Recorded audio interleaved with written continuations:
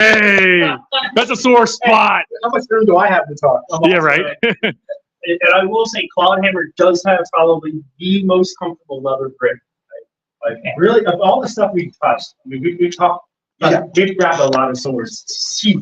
This sounds so inappropriate. This sounds so inappropriate. When you grab a Cloudhammer wrapped leather handle, it's like yeah, when Matthew Jensen said, you know, it's like the leather jacket. Yeah, There's my leather jacket there. It's like grabbing that. I use that. Yeah. Comfortable.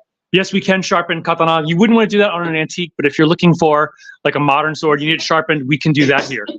It's $25. Can you sharpen the moritakas? The moritakas come sharp. You don't need to sharpen them. They come pretty sharp. And they stay sharp. We cut with one of my moritakas. His moritaka can cut like crazy. You know, I still haven't sharpened it in Hey, Kratos. over a year. And it's gone through over 100. We still. Well, that's an L6 clay temper. Remember that cutting? Yeah. Those days where we all were like, oh my god. Yeah, the video, because we're cutting, and usually with a sword, you get a little bit of shock when you're cutting. You get a little feedback, and there's absolutely nothing. It just goes through. Went right through it. And then you're like, I missed. what the? Yeah, went right through. Right through. And so hopefully you can get more of those in. That'll be awesome. So what sort of this is? These are John Smicka's. He's going to leave them here on commission, on consignment rather. We're going to sell these for him. So if you're looking for a big sword, we have a Cloudhammer, we have a Ronin Dojo Pro, and what was the other one? Chino sword? Orion. Sword, 1338 or not. Yeah. What was the steel in the third one he showed? What was this? Which is the third one you showed? This is the Cloudhammer. This is the third one. The Cloudhammer was a 9260. Yeah. Hey, Breezaholic. Can you have one for free? No, sorry. Actually, I'm not sorry. No. All right. So once again, we're going to unbox those two swords in front of John when Scott comes back, and John is here helping us. He's visiting from the western part of Virginia, basically the middle of nowhere. He teaches in Stanton and Harrisonburg too, right? Stanton, Harrisonburg, and then I assist the Virginia Tech Handle. The Cloudhammer is $300. Yes. He's selling it for $300. We don't have it on our website, but we'll get it up as soon as possible. Or if you want to get it, just contact me at rvakatana.com and then tell me what you want, and then we can make that happen via PayPal, Venmo, or the like. Price on the Cloudhammer. Oh, I just mentioned that. Oh, that was Cuckoo Ass. There you go. It's right there. I don't know if it's showing up. Yeah, just like a washing machine tag in the, you know, is this good big thing there, especially the big yellow.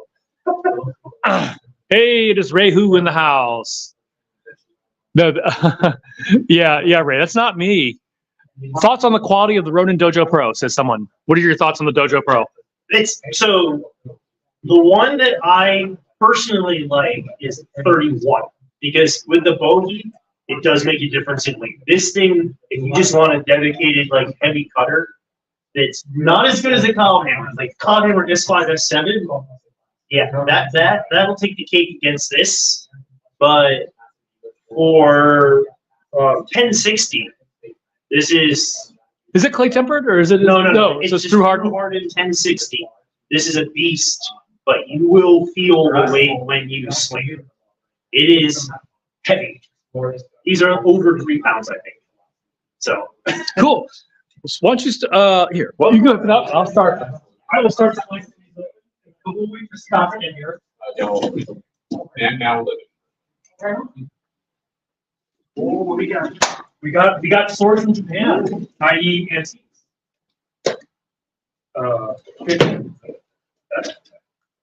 These are all Chinese swords here.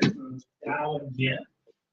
That's right. So I'm not going to show them yet. I'm going to wait for Scott. I'm just unsealing these guys. Once again, you can tell from the length that they are not. And they look like American sacrificial. Show them there. That's awesome. Wow. So cool. I think I've opened a lot of boxes. I know how to do this by now. But anyway.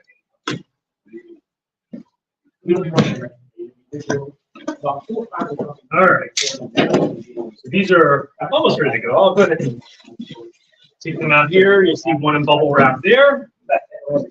Another one in bubble wrap here. Ooh, they're pretty sword backs too. All right. You go stand in front of there and pose, John. All right. Let's see. I'm surprised Cloudhammer used 9260 instead of 51 CRV4. So Kratos, this was a prototype. And so 9260 is a little easier to work with than 51 CRV4. The heat treatment on 9260 is a little easier than 51 CRV4. So they did a prototype for John, just so we could see what it would be like. He was testing it out. He sent it to all the other people with with short complexes, Napoleon complexes, and need long swords. Let's see. Either of them papered. Steve, no, they are not. Actually, I don't remember. I have to go and look. That's the Torokusho. That is a Torokusho. So I actually do not remember anything about these swords whatsoever. I ordered them a long time ago, and I've been waiting. Hey, Warren Nass. And for those of you looking, this is not. This is John Smicka from Western Virginia. There's paperwork with this. Is it? That's probably Still the Torokusho? I think so. Okay. Yeah, I don't see anything big enough to be Actual certificate. Yeah. No. You sort of unwrap. Can you go ahead? And, This one's got an extra part. they probably took the tsuba off so that to make it easier to ship. Sometimes they do that. Once again, we will unbox these babies in a second here. We're gonna wait for Scott to come back. Hey, don't mail fun of short people. Yeah, don't make fun of short people. Short people got. I just make fun of people from New Jersey whether they're short or tall. We're just starting. We're just taking it out of the plastic. We're just taking them out of the plastic. That was separate. No, I'm pretty sure it's part of the sword. Yeah. Sometimes Packaged separate. sometimes this dealer ships Yeah. them without the with the tsuba detached. Yeah, it makes it easier to wrap. Easy to wrap and protects it a little better. You did not miss the unboxing, Mara. We are unboxing now as we speak. And I'll back it up a little bit. Yeah. So,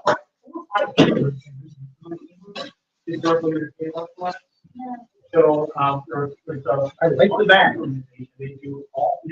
That is, Wow, that's a really nice, Yeah. wow. It's a really nice bag. It goes over there. The shorter Wakazashi, maybe a Tsunobi Tanko, maybe a Wakazashi. I honestly have no idea what it is or how much it costs. The Crescent Moon Maedate online seal the deal. Maedate. Harvey is the best new sword store in recent years. Thank you, Rehu. yeah, it's just, no, it's not bad. That's definitely an older, like, kimono style. Yeah, oftentimes you see with these sword bags, they'll take old kimonos and repurpose them. So this one, whatever the first one was, is unsigned. This one is with that. That's They're both unsigned.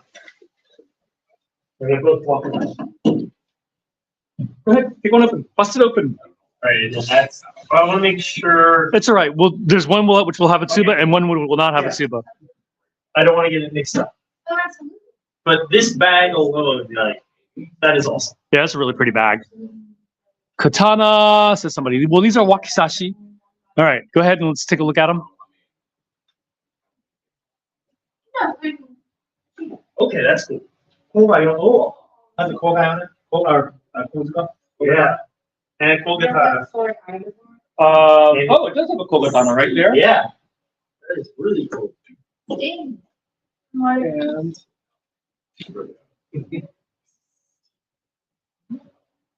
it's actually, it's a Naginata Naoshi style blade. This is probably why I got it. I was like, oh, Naginata Naoshi. Like, I'm like a total slut for Naginata Naoshi. It's like, I see that, my wallet folds. My wallet folds apart for Naginata Naoshi.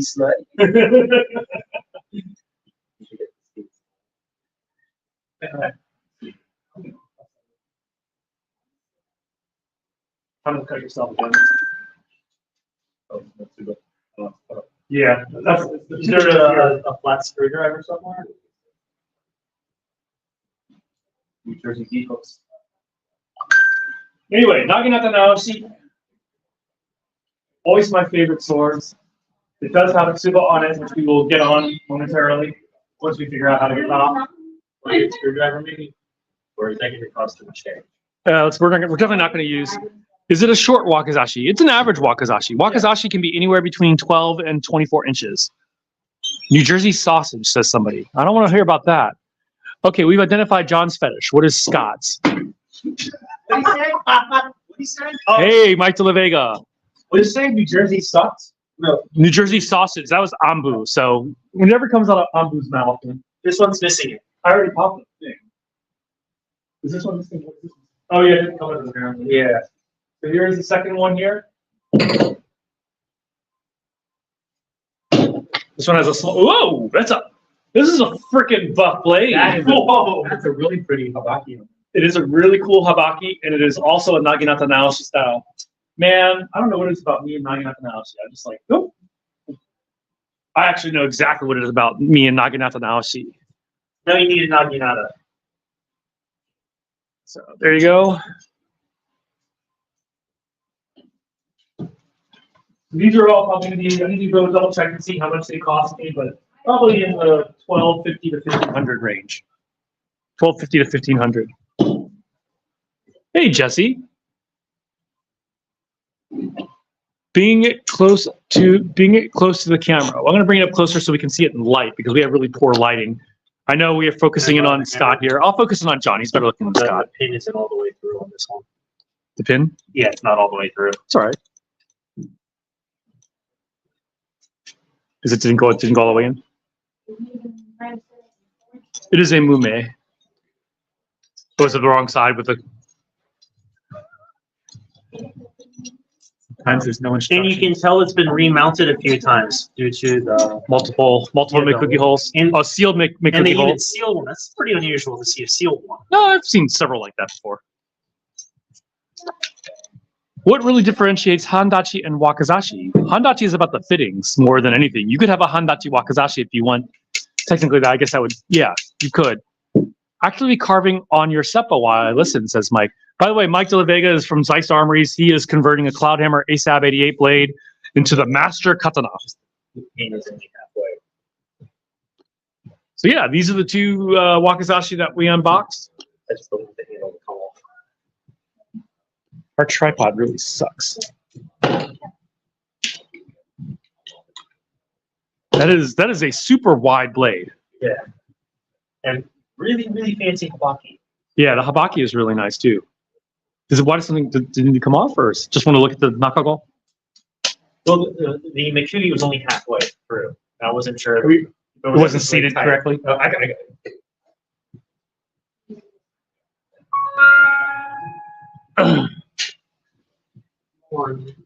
Hey,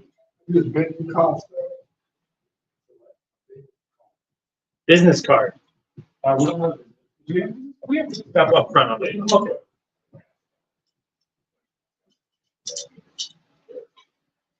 Oh, wow. This one, let's see if we can get that. Many times remounted. So you can tell 3 holes right here. They changed the shape, chopped it to make it shorter. And so this is, and then holes. And then when you look at the habaki on the back and on the front, you can tell that they had to modify to get it to. Thanks for coming in, guys. Thank you, guys. Were Tonto ever 3.5 centimeters wide? Yes, you can see something like that. Any odachi or nodachi that would be similar to Sasaki Kojiro's Monohashi Zao. I'm actually not sure what the lengths are, those, Chris Scarborough. We do have that giant cloud hammer up there, which is 47 inches long. I grabbed that Kamakura Ken from Ray today. What Kamakura Ken? Steve, I didn't even see that. Oh, this is actually a really cool design. Look on the back. Oh, wow. Look I how, didn't realize that's on the, and it's on the front as well. wow. Yeah, just look how it protrudes out. Yeah, and just the little details. It's like rain coming down. So this is one hell of a craftsman worked on the habaki for this. That is a really cool little design. Steve, I did not see anything about a Kamakura Ken. So that's pretty exciting that you got that. Congratulations. Hey, Blair Lowe in the house. All right. Ko Yoshi Kagenori, about 700 euros, but only Hozon. What's the length, Steve?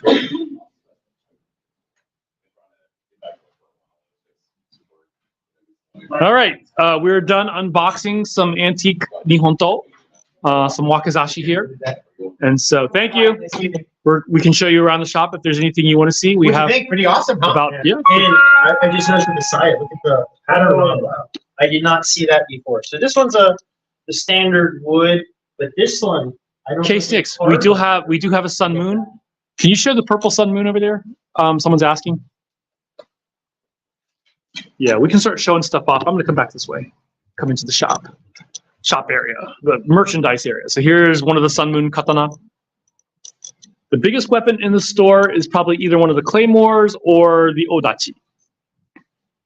I swear I've been to the store in my dreams. Do you guys own any of the Muramasa? Right. Thoughts on Sanmai steel? Sanmai steel is really pretty, really good for the artistry. We have a few in here. I'd have to find them. But they're not, you know, back in the day, they would make for a very nice sword. But nowadays, modern steel performs better. We've come a long way since the 1300s. So modern steel will outperform all classically made steel swords, period. Are they as pretty or as aesthetically pleasing? Probably not. But, you know, heat tempering is no longer needed to make swords pretty amazing. So differentially hardened swords just don't have the strength that a through hardened steel sword. Can we see the huge sword? Which one? Grab it? Yeah. All right. Finally, my little short arms aren't pulling this thing out. Exactly. I drew this guy out yesterday. So. Oh, look at that. Nice. That thing is beautiful. So it's made from sub 12, correct? Sub 12 Japanese. It's a Japanese tool steel, yeah. Because of that, it has A lot of flexibility on it, which is what you're going to want on a sword of this length. Some of these long, you'll see some of these made at 1045, and when you do it this way, they'll just droop under their own weight. But the sub 12 one, we actually cut with one of these. Yeah, Ryan, that's all we had for the unboxing. Sorry, Pally. John just brought in 2 Nihon told today. Yeah, we had one that arrived on like 5. Not enough for you, Ryan? Come on up here and fight us. Anything else you guys want to see while we're here? How about Kusanagi no Tsurugi? No, that's like a technical game. Biggest weapon in the store is Scott. Now, my mouth is the biggest weapon, right? Why is it extra long? So that is referred to as a nodachi. Think of nodachi as a field sword, as in battlefield. So, you know, you wouldn't, you know, the katana, less than 5% of the samurai died from the katana on the battlefield. You wouldn't go on the battlefield just with the katana, the sword. You'd have a battlefield weapon, like a pole arm or a spear or a really long battlefield sword. Like with today's military, when they go into the battlefield, they don't carry just a handgun. They have another weapon of war. So the katana was sort of like a backup to a backup to a backup. But that particular weapon, that particular nodachi that's a primary weapon. It's just a long ass blade, you know. Basically engaging people on horses. Yeah. Meiji, they were using, and during the Warring States period, almost 150 years, Japan had Civil War, almost 150 years long. The weapons of war were usually spears, and we're talking up to 4 to 6 meters in length. So the longer the sword was, the better you could mitigate those ranges, which is why you see some popularity at different periods in Japanese history with longer swords. How heavy is that sword? It's a chunk. It's probably 5 pounds. Yeah. Most gorgeous sword out of all the swords, in my opinion. And we love them all. We say all swords matter. There's definitely some amazing swords made out of woots and other types of steels from around the world. But katana are definitely unique in their own right. My favorite one's probably body. Some of these Phoenix arms. We do a lot of Phoenix arm swords for just how pretty they are. It's some tachi fittings. Yeah, that's a good point, Steve. It is that particular nodachi is in tachi fittings. Yeah. Where's the Dragon King katana? That whole wall is Dragon King. We actually have that wall and another rack. What katana would you say is best for actual self-defense? You know, pretty much anything we sell, even our 1060 swords, they'll as Doug Mercado says, they will cut, they will kill. For in the house. For in the house. Oh yeah. Why don't you pull it out and show it, John? This is what you want because you're not going to be worried about it being too big, but it'll still scare people. And that's what that's called, osaraku, which is scary. If you pull this out, you know, the Crocodile Dundee. That's not a knife. That's not a knife. This is a knife. Yeah. They won't be expecting to see this. Fun fact, I came across a statement that some Japanese smith like using Indian wood steel in the 1700s from Echizen. You know, I think that that's probably true. Is it true that traditionally only that last half of the katana were razor sharp? You know, different time period. During the Warring States period, they would not want a sword that was razor sharp because typically when you're clashing against other weapons and armor, you run the risk of rolling it and more chipping. more chipping, and it creates a clean wound that can be dressed. where a lot of times they prefer a gouging wound that, you can't just hold your arm over and continue fighting. So believe it or not, the monouchi, which is the last third of the blade, John will show you here. Typically, a Japanese sword has the blade has 4 components. The first third is called the tsubamoto. Then the second third is called the nakahodo. And the last third, excluding the tip, is called the monouchi. Monouchi means thing you hit with. And that is the sweet spot of the sword. So typically, that last third, you're going to see significantly sharper than the rest of the sword. And of course, the tip's called the kisaki. You know the thing I What? Yeah, right. That damn stupid. that sai is like a baseball bat. Cut a bullet in half. If we're cutting and training, will the wraps and the ska get loose? That depends on which ones you're looking at. So for Dragon King, Moritaka, and Cloudhammer, no. Yeah. We're practitioners first, so that's where we look for. Some of the budget stuff, and then you can always mitigate that by lacquering it down. But for example, even Dragon Spring - Heaven Earth, their practitioner stuff is definitely tougher, tighter than their non-practitioner stuff. What's the difference between a traditional katana and the World War II katana? So a traditional katana has to be made from Kamahagane steel. In World War II, Japan has had poor raw resources in regards to steel making for their entire duration of their country. The rest of the world's had far better steel. World War II, Japan was using railway steel and whatever steel they could get their whole hands on to mass produce machine stamp. They innovated a lot during, up to World War II. So you saw some that were made of Kamahagane in the traditional manner, but then they were also using swords that could be oil quenched to still create a Hummel. And so you had some that were made of a type of stainless steel, so the Navy could use it and the swords wouldn't corrode. And then you had some that were used like Manchurian railway steel so that it could resist the cold temperatures. So it's pretty cool stuff that they were doing. What's the sharpest we have? Everything we have is sharp. The proper question would be, and I don't mean to say this in a condescending way, is what retains its sharpness? Anything can be sharpened, but will it retain it? So edge retention now becomes a very important question to ask. And that's where the prices in the different forges start to really vary. The best we currently have in shop is the SX105E from Cloudhammer. It's a Japanese tool steel, has excellent edge retention. Very good edge retention. And this is a good for hard and soft targets, kind of a do-it-all. Are they for sale? Everything is for sale. Go to our website, rbakatana.com. Prices start from $70 and go up to the thousands. Our average price, probably about $375 to $400.